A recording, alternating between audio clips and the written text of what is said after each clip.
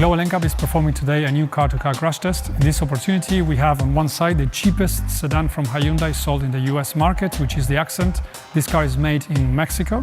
And on the other side, we have the cheapest sedan from Hyundai sold in the Mexican market and all over Latin America. It's the Grand i10. This car comes from a plant in India. Why are we doing this? We want to assess all the difference in terms of standard vehicle equipment, safety equipment, from one side of the border, US, which is a market where we know it's well regulated, and across the border in Mexico, where regulations are not as they are in the US. And according to the NCAP testing, definitely the results of cars are falling below what we understand should be the standard for Latin American markets.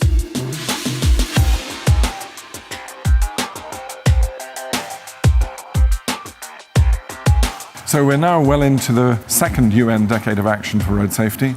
There's a global plan for that decade, and within that, some very clear recommendations on vehicle safety, which Global NCAP, the Towards Zero Foundation, is 100% behind. The recommendations include standard fitment of electronic stability control, progress on fitment of autonomous emergency braking, intelligent speed assistance, all these crash avoidance technologies, plus application of the minimum crash worthiness standards for occupant protection and also for pedestrian protection. So it's an impressive list of actions required by member states, also by industry, over the next decade ahead.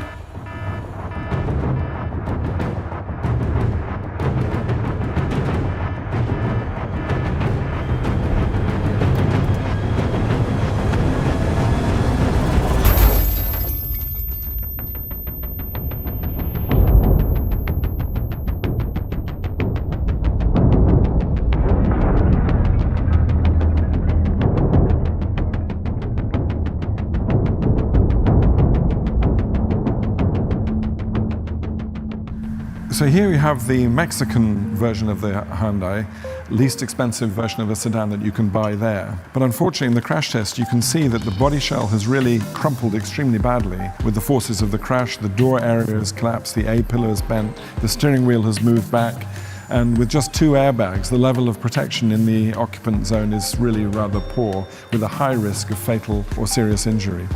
The contrast with this version, which is an American Hyundai, the body shell has really performed well. There are 6 airbags.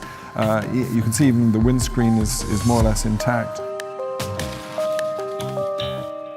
One reason why manufacturers might be doing these kind of differences across the border is one type of regulation in the Mexican market and the other one in the US market. And on top of that, we have also a difference in terms of consumer information.